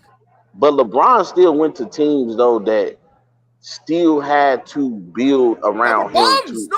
They were bums. They were. They were bums. Now they put super teams together as he got there. But honestly, LeBron was the super in that team. If y'all really want to be honest. See, and I can't believe I defended LeBron. I'm just saying he was the super in that team. Like it was a team, and then LeBron got there, then they became the super. They're a super team. I asked you, D-Wade and Chris Bosh. Think about it. D-Wade and Chris Bosh. Are they anyone really scared of them? No. But if you say D-Wade, Chris and Kevin Love, and LeBron, not at all. Kyrie and KD. I don't even think people are scared of Kyrie and KD, right? Or no, I'm sorry, not KD. I'm sorry. Kyrie and K Love. Anyone scared of them? But they're not even scared of Kyrie and KD. To be honest. How you feeling, bro? To be honest. So I'm just saying, for the sake of argument, y'all can't keep using this loyalty BS, because your guy, when he came out of retirement, he could have quit and went to Chicago. No, he decided to go with the Wizards. Consistent. I just can't call LeBron to go because of Dallas. That's it. He's number 2. That Dallas thing, I can't do it. If you want to say because Dallas, and I will say Bron, like Dallas, that was very pivotal to him, because had he basically not been afraid of it, and to me it almost seemed like he was just like, because I've been rewatching the games, it almost as if he didn't want to ruffle no one's feathers. Like he kept giving it to Wade, because he's like, hey, yo, Wade, I'm here, this is your team, so here you go. And Wade was just like, all right, cool, I'm with it, because I'm still Flash, you know what I mean? And that's where I have to knock Bron, because it's like, had LeBron been the LeBron that he'd been in the regular season, bro, not a single like that 2011 finals. That's the only finals I completely hold against LeBron, 110%. That's the only reason I can't call him to go. But he's the second best player to ever put against. That's so fucked up, though. You got to. I think the late. Don't forget about the finals when Ray Allen made his legacy. I can't say that, because then I'm gonna say Steve Kerr, John Paxson, say Mike legacy. Rob. I'm not gonna do that. I'm not gonna talk about how James Worthy saved Magic Johnson a few times. I'm not gonna talk about how Robert Horry was going off to save some dudes in the clip. I'm not even gonna do that. Here's my thing. Can I ask you one question, Greg? Mm-hmm. Before you sit, and by the way, Damien how you doing, Dan? Hold on, real quick. Damien said Miami was already a championship contending team on the way there. No, they're not, because they just got washed in the first round. No, they was. So please, you're thinking of 06 when they won. After that, they went back to mediocrity. Please, Damien, educate yourself. Right. They was far from a championship team. Pump the brakes. So that's 1. 2. Greg, let me ask you a question. Mm-hmm. Do you know how many points straight LeBron scored by himself right before Ray Allen hit that 3? 16. It was solo dolo. So let me ask you a question. If LeBron doesn't do those 16 and Ray Allen hits that shot and they lose, did he still save their legacy? Not to mention he did kill them in overtime. That's what I'm saying. And not only did he come game 6, right? What people forget that want to try to say Ray Allen saved his legacy, there was a game 7. He went crazy. Game 7. The Spurs were old and tired. You knew if they once they lost that game 6, it was done. So they were so old and tired they made it back the next year. Yeah, they crushed them. So LeBron got embarrassed in that final. He did. He did. So what are you talking about? That was a revenge season for Tim Duncan. They got ran off the court. Yeah, no. The Heat got ran off the court. LeBron didn't get ran off the court. He said LeBron was by far the best player in that finals, without a shadow of a doubt. Hey, I mean, that was just a coming out party for Kawhi. We're losing by 25. I wouldn't go as far as saying coming out party for Kawhi. I mean, I'm talking about as a two-way player. I mean, but Kawhi played some he was on decent Bron, and Bron averaged, 26, 27 on his head? It was a hard 26 and 27, though. No. That Kawhi finals was the same as Andre Iguodala. If we're gonna be honest. Yeah, it was. I mean, he made LeBron have to. He had to make. LeBron worked in that fight. He made LeBron work. I ain't gonna lie to you. Yeah, Kawhi did good in that fight. He made him work. I'm not saying that he stopped. You never gonna stop a great player unless you Boston on KD. But was that too soon to say that? I'm sorry. Unless you Boston on KD, that's the only time I seen a star player get stopped. But you can slow him down. I mean, if slowing down is having someone average 27 on your head, I don't know. But if you average 27 and you shooting 11 for 27, that's a hard 27. But LeBron wasn't shooting that. He was shooting He wasn't shooting. He wasn't shooting 50% from the floor. Almost. It was like 49 point something. Hey, it ain't what we used to see from LeBron. What do you guys think about the Lakers retiring?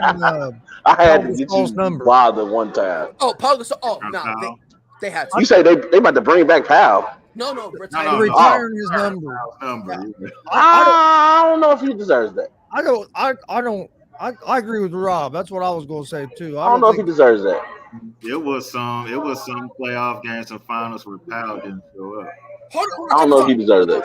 So y'all want to sit here and say Ray Allen off of one shot saved LeBron's career? I didn't say that. I never said that. Powell did for Kobe? Y'all don't want to I never said that. Did for Kobe? I said that. Y'all don't want to talk about what Powell. And I'm talking about. What you mean what Powell did for Kobe? You mean what Kobe did for Powell?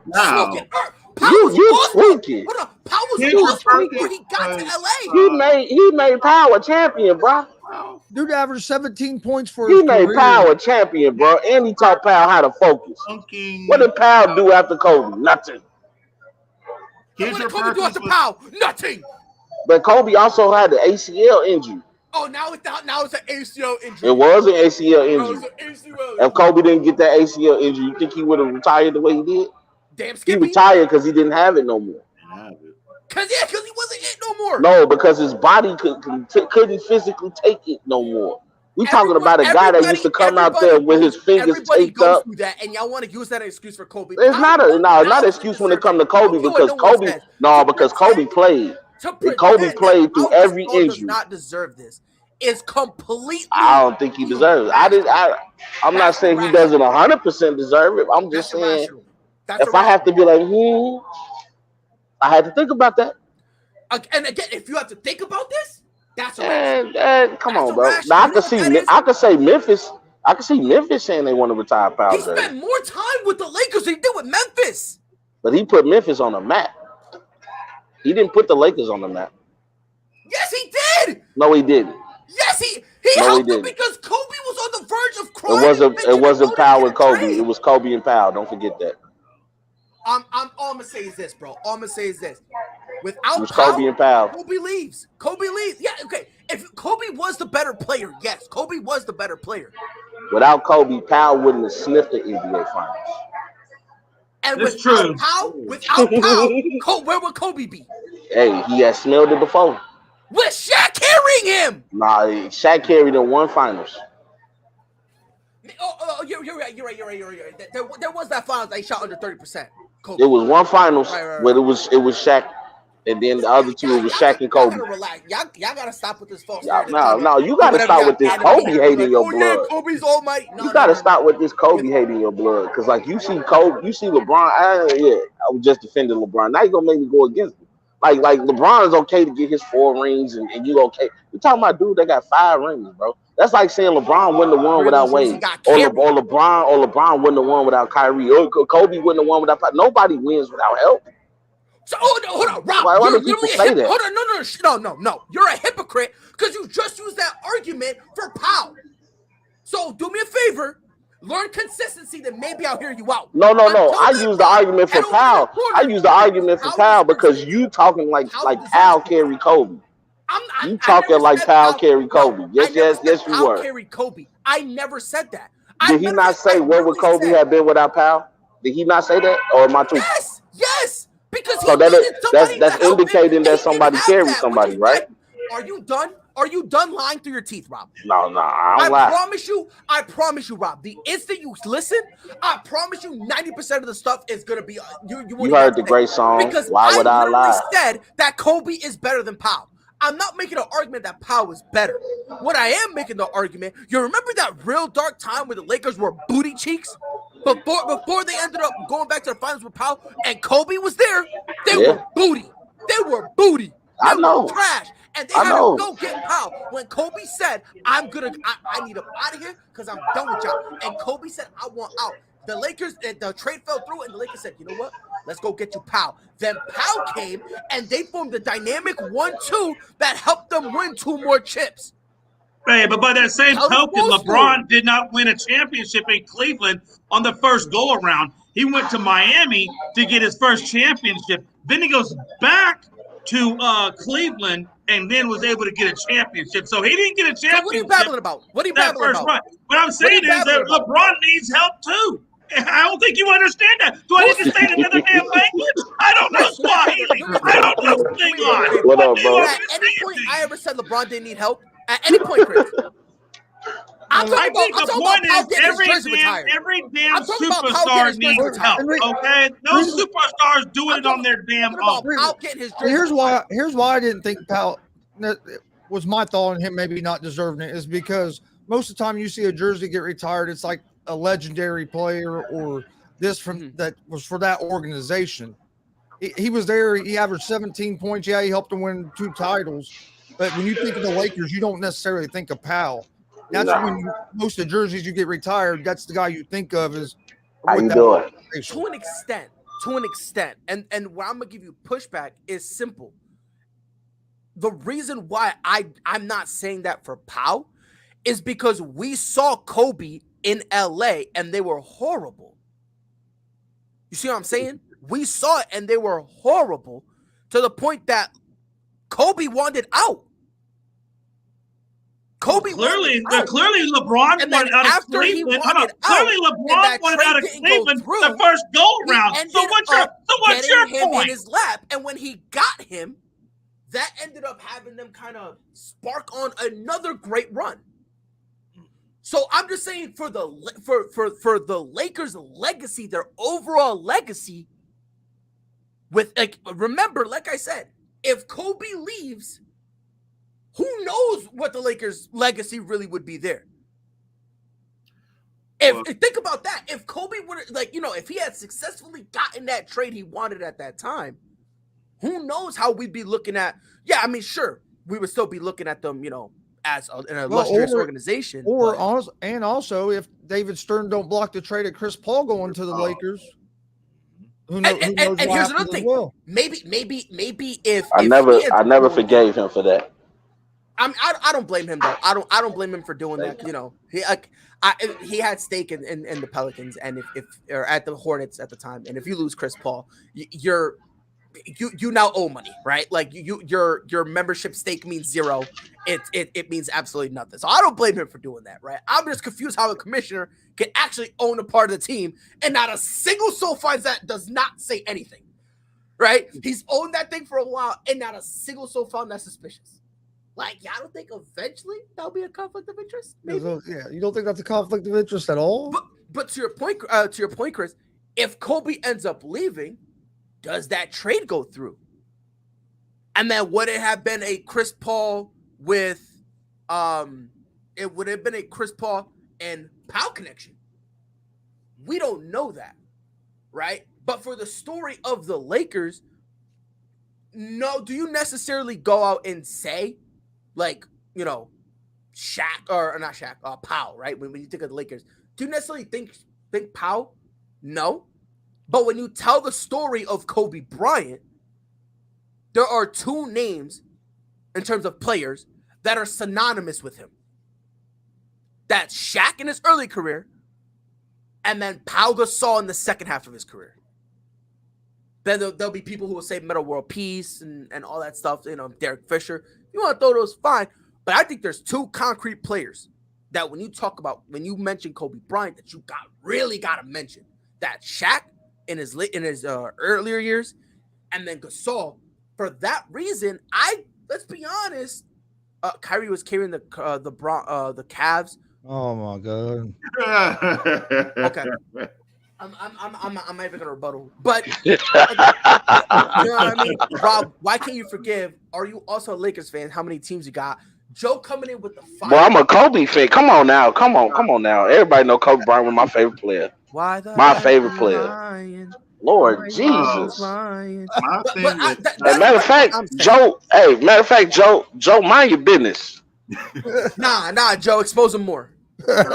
my thing with Powell was always in the Celtics finals, both Celtics finals. He was getting pumped by Kendrick Perkins both times. And Kevin Garnett. I was about to say, Pumped. he wasn't getting punked by Kendrick Perkins. No.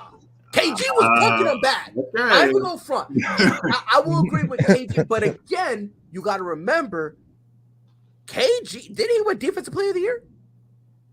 Yes. Matter of fact, the finals that we ended up winning, he won Defensive Player of the Year. He still was, KG, right? Yeah. Now he wasn't the big ticket, but he was still KG. How many more titles would Boston have won if he'd got traded there sooner? Oh wait. Ooh, I'll be honest, 3. Actually, well, it depends on when. Are you talking about a year earlier? Because they're talking about a year earlier. Yeah, say a year earlier, 2 years earlier. I mean, just if he went there a little bit more, even more in his prime, and would have had more years. Yeah, they would have won at least 2, 3. I agree with that. Because the Eastern Conference at that time was just the Pistons, and that was it. So yeah. It definitely was top heavy. Yeah. It definitely was top heavy. Hold on, let me see. So it was the Celtics. 07 was in the Spurs swept Cleveland. So let's say instead of 08, 06. Right? So let's say he went there in 06. I think we could have, because in 06 is when Miami won. Yeah, I think we could have beaten Miami and then got to the finals to play the Mavericks. I think that's a legitimate. Are you talking about with KG and Ray Allen or just KG? I would say even I mean, Ray Allen came the same year, but even if it was KG and Paul Pierce, I believe that they still, because I think the only powerhouses you still had in the East, you still had Detroit, you had Miami, and then I guess if you have to put a third team in there, maybe the Wizards. I don't know, but no, at that time, no. If I put another one, I would say Cleveland. You was gonna say that, but Cleveland. Oh yeah, with LeBron. If you had to put a third, but even then, I'd be hard pressed to put a legitimate third, if we're gonna be honest. I mean, LeBron was really at such a disadvantage because he was just by himself. Like he was literally by himself. He was. Rob's got to start paying alimony to all the different teams he used to root for. Hey, guess what? I love it. Guess what, Joe? I'm glad it bothers you so much. It doesn't bother him one bit, not one bit. But let's say it went to 06. I think a three-peat would have been possible With the Celtics? Yeah. Yeah. And that, or 06, 07, 08. I would say if he would have got there in 06, maybe, because that's what I'm saying. 06. That's what I'm saying. 06. Yeah. I think it's possible.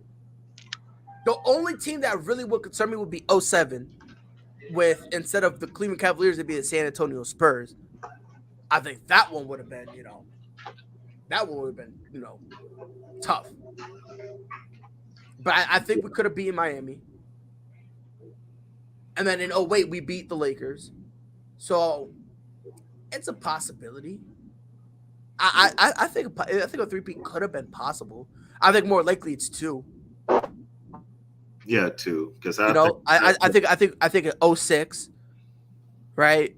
And then I think 07 is still the Spurs. And then 08, we win the original ring that we won. So I think it'd be likely it'd be 2. Because again, to Chris's point, you do have a younger KG, right? Right. So imagine what we did with an older KG, for lack of a better term. Imagine if he was 2 years younger. Wow. Would have been a problem. But that 2008 Celtics team y'all had was magical. Oh I used my to God, kill bro. people on 2K with them. We went from what? We went from worst to best, bro. I don't know what it was, bro. But like, And at that especially time, I game really two. didn't even play with Rondo. I played with Eddie House. I would start Eddie House. Yo, on you 2K don't understand. and go crazy. You don't understand. I remember in 2K, I played with my godbrother Pierce. As soon as the game would start, he would play me too. So you know how like you can change up the lineups before the game? He wouldn't even do that. That's how disrespectful he was, bro. It was real talk. I wanted to beat him up, but he was older and bigger than me, so I couldn't do nothing. But he would wait for the game to start. He would immediately pause it. And then he would be like, hey, yo, watch this. And he would put Eddie House in every single time, right? I'll get so butthurt. I get so triggered. Then he would just immediately turn the ball over.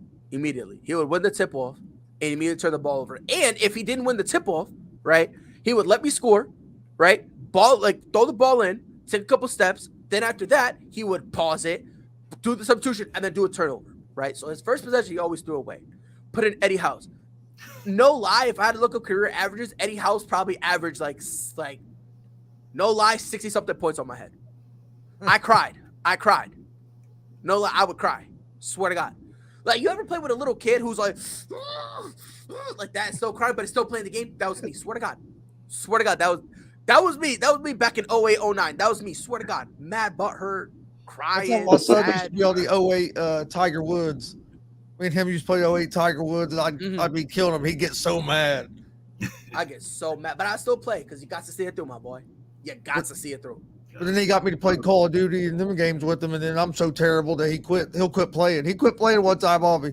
He said, hey, Dad, will you play Call of Duty with me? I started playing with me, so I don't want to play no more. Oh, man. I said, I'll play. He was all right. All right. Then once I walked out of the room, he started playing with his friends again. He's like, you ain't good. You was too bad. Hell, time I see anybody on them game, I'm already getting shot. I can play the sports games, but them shooting games, I'm terrible. I ain't gonna lie to you. I was the adult that beat up on little kids. That's why I had kids. It's no reason why I have kids. Wait till they grow up. I'm gonna give them the sticks. I'm gonna beat the bricks off them, bro. And I'm gonna tell you the day my son beats me, or my daughter, whoever's first, the day one of them beats me, video games is banned from this household. I am throwing my PC out. Swear to God. My PC's right here, and right above it I have a Cold War poster. Cold War is not a bad game. You just suck at it. All right? Now you know what's messed up? I played my nephew. At this time, I believe he was like 9. And he just thought he was the stuff at 2K. And at that time, I really was a beast because this is how I used to make money. I used to play people in 2K. So he thought he was finna kill me, and I picked Kobe. I literally scored 95 points with Kobe. Like I remember one of my exes, her little brother, they were twins. And I was like, to get my way to her, I'm gonna, chop it up with the twins, play some games with them, whatever. And I'm gonna let them win, right? Their name was Brian and Ryan. And I was playing with Brian. He got like one good, like he went on a cute little run, and the kids just started like bashing me. And I was like, you got the juice, kid. You got the juice.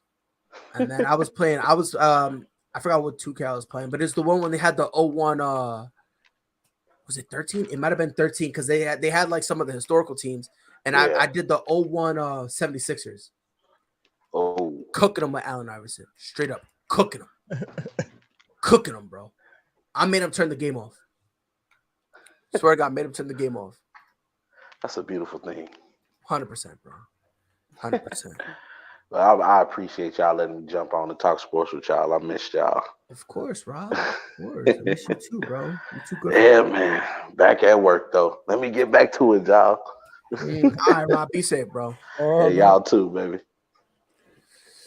Chris, what else we got, man?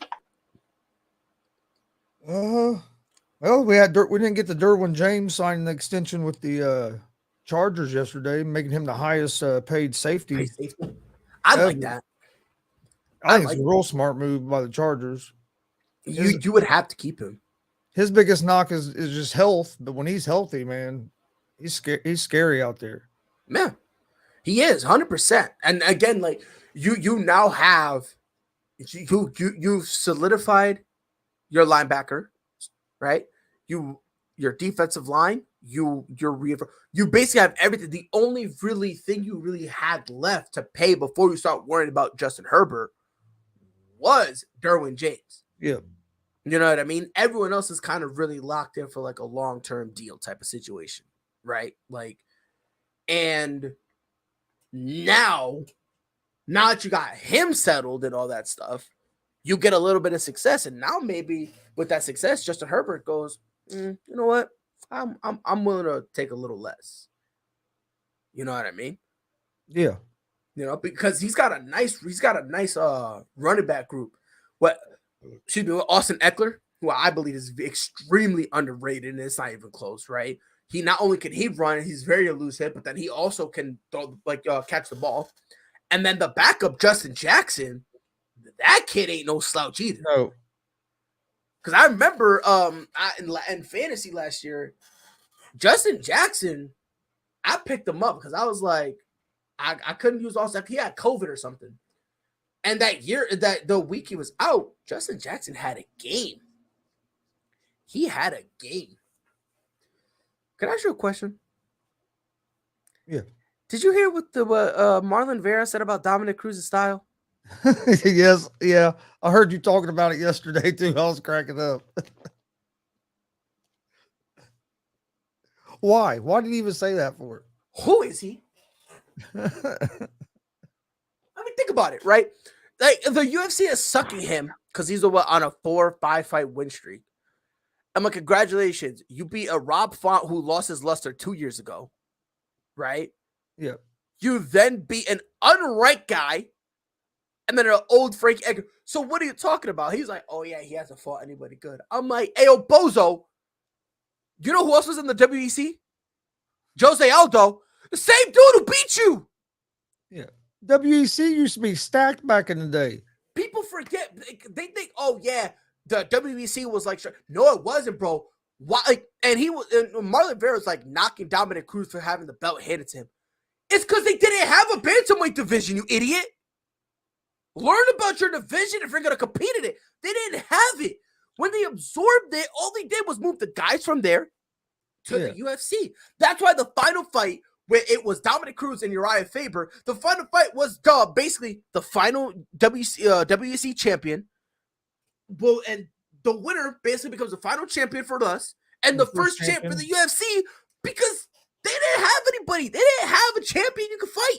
And you also had Brown in that division back then that was tough. Faber was never the same after he hit Brown with that elbow. Wasn't Donald Brown Cerrone hit Faber with that elbow, I mean. Was it Donald Cerrone in there? Yep, Cerrone. Yeah, I mean, man, WEC used to be awesome. It was just all the weight. It was just the weight classes that the UFC didn't have. People tried to look like it was the minor leagues, but it wasn't. It was just the weight classes that wasn't in the UFC yet. People call them the minor leagues now because they don't understand what happened when WC was absorbed by the UFC. They don't understand that when they got because every time they hear it, they think it was like the Strikeforce thing. Yeah. When they absorbed and they had a whole bunch of fighters and then started releasing them. Like, nah, bro. With the WC, it was way different because the UFC didn't have the weight classes. They didn't have those weight classes. So when they brought them over, it's kind of like what they did with Strikeforce with the female division. Yeah. When they brought them in, they didn't have a female division like that. And WEC was, I mean, the competition level was like UFC. It was just lower weight classes was the only difference. And that's what, and the WEC was the reason that the UFC started having those lighter weight classes was because when they saw how good it was. Yeah. And what really blows my mind, Dominic Cruz beat Mighty Mouse, right? Wasn't Mighty Mouse at one point considered one of the pound for pound? But my fault, I'm talking too much. I'm doing too much talking. Marlon Vera, you're an idiot. You're dumb because that outdated style was beating you for 3 rounds. Yeah, I didn't see the fight over the weekend. You didn't? No. Brother, let me tell you. Dominic Cruz looked in good form. Like, he knocked him down a few times, and everyone was, like, sucking the knockdowns. And I'm like, yeah, he knocked him down, but he got right back up. What are we talking about? What are we talking about? But nobody wanted to talk about that. I don't know, bro. Yeah, I where was we at? We were Or no, I was asleep. I wasn't feeling good that day. I ended up going to bed early. I didn't go to the baby shower thing I was supposed to go to that day. Saturday, I didn't do much. I was so upset. Damien says, "What's your thoughts on Kenny Omega returning last night? Do you think he came back too early? Did you see AEW?" I didn't. No, I haven't watched it yet. Brother, let me tell you. By the way, CM Punk yet again on the mic. He killed John Moxley and Eddie Kingston, and I loved him. He was like, he's a couple lines, and I just want to say this real quick before we touch on the Kenny Omega stuff. Some of the lines he said was John was the second or the third best guy in his own group, referring to the Shield, and then how they're gonna fight him in Chicago, right at the All Out pay-per-view. He was like, "Hell, it won't even be the first time I beat a John in Chicago, because John Cena."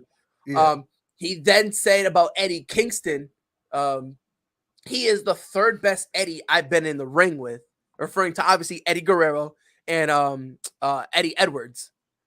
And then obviously he's like, hell, he's not even the second, he's the second best Kingston I've ever been in a locker room with, referring to Kofi Kingston.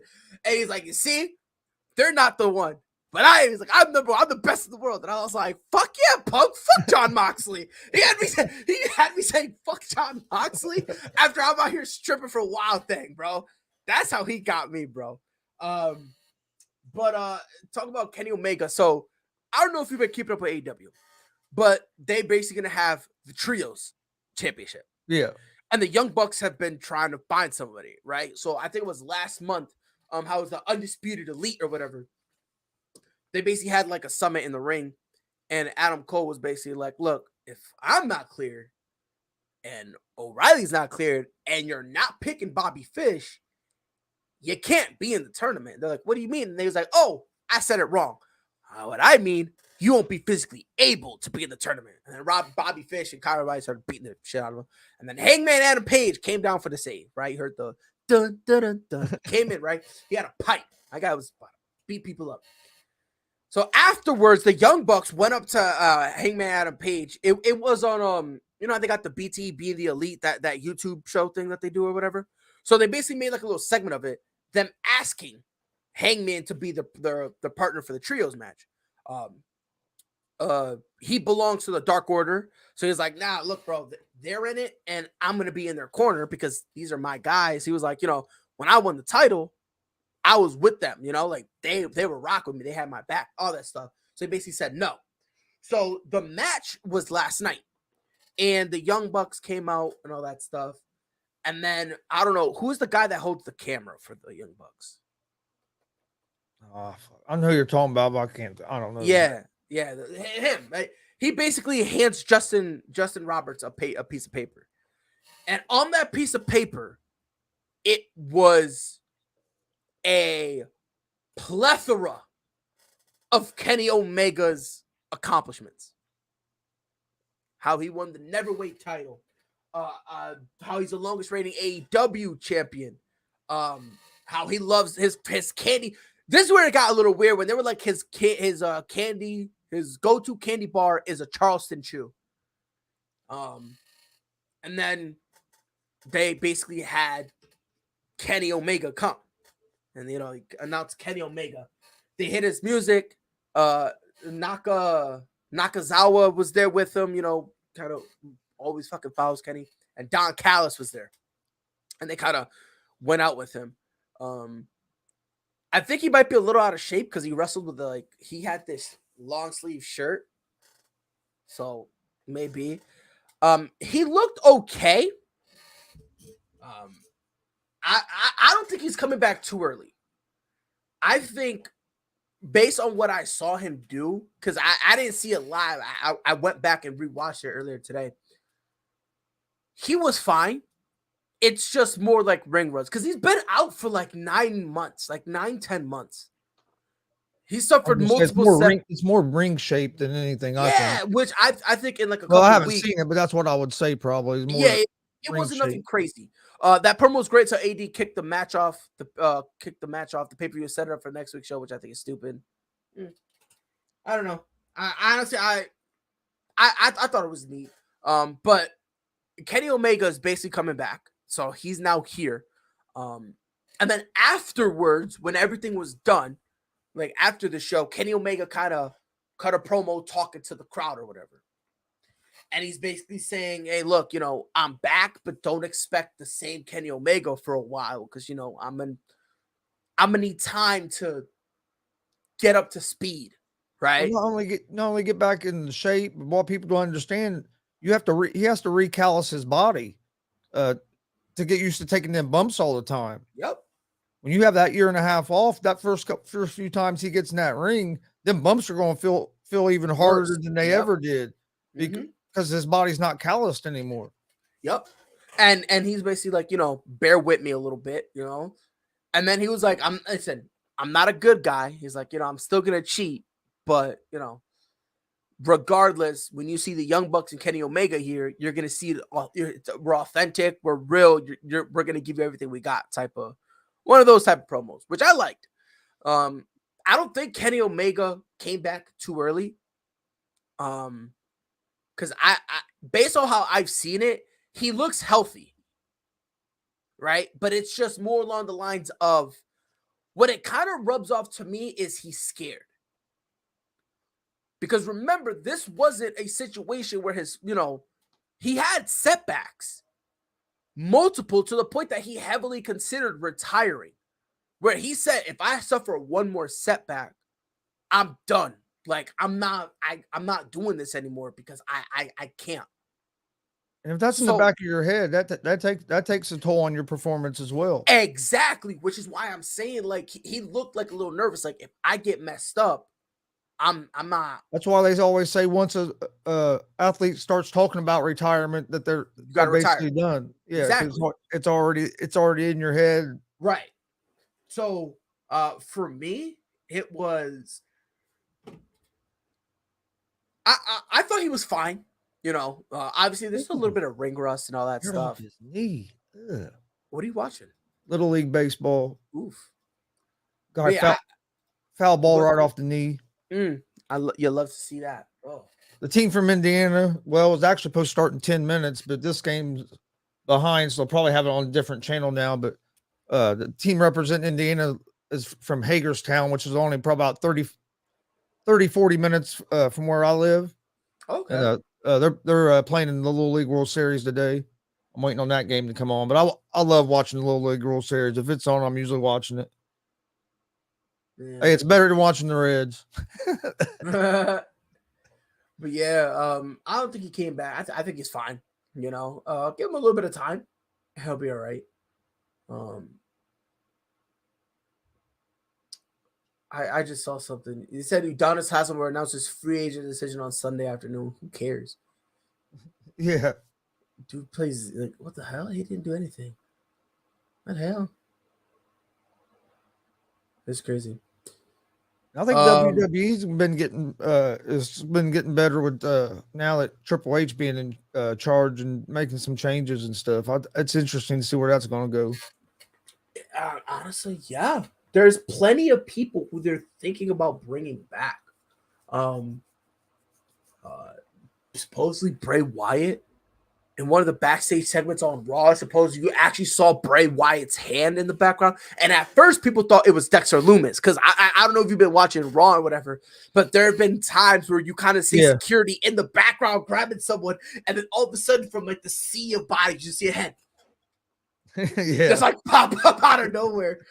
Damien says, quick question. Is it me or did Raw feel like a Vince show instead of a Triple H show? If so, could these reports of Vince still being in charge be true? I didn't think it did. I thought Raw was pretty good again. I think the only, in my opinion, Vince parts was Dexter Lumis running around and that hand thing from Bray Wyatt, right? But if you really take a step back and actually think about it, Dexter Lumis is a creep. That's his character. Yeah. That he's a creep. By the way, I don't know if you saw NXT Heatwave, but he actually set Indy, what's her name? Oh, Cartwell, whatever her name is. Dude, when they done that wedding on NXT, I lost it. I cracked up during that segment so hard, man. But yeah, he sent her a thing saying Indy and Dexter forever or whatever. So I guess they're still married. I guess. I don't know, man. And by the way, David says, thank God Hit Row are back. No, I'm in the minority. I think Hit Row is a joke. They're atrocious. No, I'm not a fan of Hit Row. I'm ready for which we're going to talk about tomorrow, but I'm ready for the UFC this weekend. Dog. It's going to be okay. So okay, let me talk to you about that, because and we're not gonna. I don't want predictions or anything like that. I don't, because that'll ruin it for tomorrow. But let me ask you something. Is it me, or does it kind of feel like Leon Edwards versus Kamaru Usman isn't getting the hype that it deserves? Yeah, I don't think the build-up's been great up to this pay-per-view either. Right. It's missing something. I'm not 100% sure what, but yeah, it seems like, because I mean, this is a pretty big pay-per-view card. It's a massive one. And you haven't heard much about it at all. Not at all. Like, this is something that's huge. Like, you don't even see it on ESPN all the time like you usually do. They're always advertising it. And they were sucking that much. They were sucking Amanda versus Pena, both fights. They even had more promo time for Cruz versus Vera. Vince can't do anything because he gave 50% to Stephanie and 50% to Mr. Khan. Yeah, but I think what I would assume he means is by being back in Gorilla, because there have been some reports that people believe that Vince is in Gorilla, still kind of calling the shots type of situation. Do I think that's the case? No, I don't think so. Because I think it's too weird to do that, right? Because think about it. There's a lot of stuff that Vince wanted to do that's not happening. Yeah. For example, he wanted to destroy. I'm not calling him Gunter. Okay, F off. I'm calling him Walter. F off. All right. But there were reports that he wanted to bury him horribly. With Karrion Kross coming back, Vince would have immediately started burying him. Sasha Banks and Bayley would have left, or not Bayley. I'm sorry, Sasha Banks and Naomi would have left again. There's just too many things that I see that I think he's actually done. Combine that with the fact that Vince's health is starting to go to the point, Chris, I think you and I talked about this. He would write things and then forget he wrote them. Yep. And then would rewrite it because he thought no one would know. So he's off writing it. And he thinks he's asked to rush because he's late. Then he's like, all right, this is what we're going to do. And they're like, Vince, we already talked about this. Like, we're good. And there were times where like he forgot and he would change things up and go, all right, this is the thing. And they're like, Vince, what the fuck? And the reports were it was happening more and more to the point that they were having a thing with him every day. Every day they were having a thing where Vince would change it and go, all right, this is it. And it's like, Vince, we already recorded the interviews. Like the preset interviews that we kind of just roll when when we don't care if they're here or not. Like, that's already done. But we already put the advertisements out. Like, all this stuff is a go, Vince, and he would just keep forgetting. David says, what I don't get is why Io Shirai, thank you for calling her proper name. Io Shirai and Dakota Kai are competing for the tag team titles when they have a feud. Well, I mean, the thing is, they don't have a quote feud in the normal sense. They're not really feuding against one person. They're feuding against the entire women's roster. That's how they're attacking. You know what I mean? Like, if it was just Bianca, they would have just beat up Bianca. But now they're having backstage segments where they're saying how they want to take over and they're attacking all the women. Right? It's more along of kind of the Shield. And right? I think it's smart because they don't have a whole lot of women tag teams right now. So I think it's a smart move. Let's be honest. They brought them up. When I say them, I'm referring specifically to Io Shirai and Dakota Kai. They brought them back specifically to put them in that tournament. To rebuild the women's tag team division. That's what they brought them up for. And then Bayley is kind of like the leader. Right? Because Dakota Kai has always been a solid kind of little sidekick. Right? you can now kind of make sure Io Shirai isn't on the mic like that, right? Because, you know, her English isn't the best. Yeah, right? use Bailey as the mouthpiece. Not exactly, right. So you can have them kind of do that and have eventually Bailey end up getting one of the titles and, you know, they hold all the gold type of thing, you know? So I'm not mad at it at all, you know? So. All right. Well, you got any final thoughts before we get out of here for today? Marlon Vera, you're a piece of shit. I cannot wait. I hope he fights Petr Yan next and gets knocked out. And then after he's unconscious, I want him to say something about his boxing. You'll have to go back and watch them fights from last week. I haven't watched them yet. Bro, I might do that this evening after I watch this little league game. It was funny. It was hilarious. All right. Want to thank everybody for watching the ASAP Afternoon Blitz. Had a big panel today. That was nice. Everybody coming on. It was nice to have Greg back. That's the first time he's been back since having his kid, which, hey, I understand that. That changes your life. You don't realize how busy your life gets. Nope. You got no free time no more. Oh, no. It's all about them. Yep. That's how it goes. For the next, well, basically for life. They say for 18 years, but for life. Even when my son's 22 now, and it hasn't really changed much. So other than he don't live with me no more, and he's about ready to get married, but still seems like we stay busy. Yep. All right, I gotta get ready for this other show. Yeah, I gotta get ready for work pretty soon. All right, man. Well, I appreciate you jumping on with us today. Yes, sir. Yes, sir. Appreciate it. And tomorrow at 4:00. Yes, sir. Be there for yeah. I get out at 3:30, so all right. We'll end up and yeah, I get out 3:30, so 4:00. All right, sounds good, man. Yes, sir. Yes, sir. All right, we'll see everybody tomorrow at 1 p.m. Eastern for another episode of the ASAP Afternoon Blitz. Have a great day and stay safe. Whole sports all plays. Yeah. Whole sports all plays. Whole sports all plays. 365, we making a plays. You talking the game, get you through the days. We're high in the court, the dime in the lane. Variety, topics, living the same. All presentation, sports information. In the airways, taking the nation. All sport, all plays, they working your faces. Grace at the field, so tie the laces.